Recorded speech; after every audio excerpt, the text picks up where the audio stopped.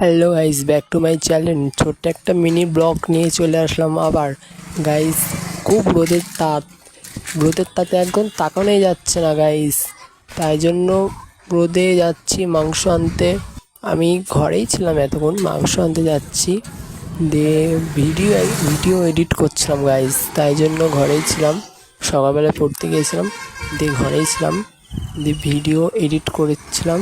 দিয়ে গাইস এখন যাচ্ছে মাংস আনতে। মা বললো মাংস নেয় গা 100 টাকা, তাই বললো মাংস আনতে গিয়েছি। তাই গাইস বলছে নাকি 240 টাকা করে মাংস, 240 টাকা করে মাংস নেয় গাইস। 100 টাকার, আমরা 100 টাকার মাংস নিয়েছি। আমরা 100 টাকার মাংস আমরা 4 জন খাবো, আমরা তো গরিব মানুষ গাইস, তাই জন্য।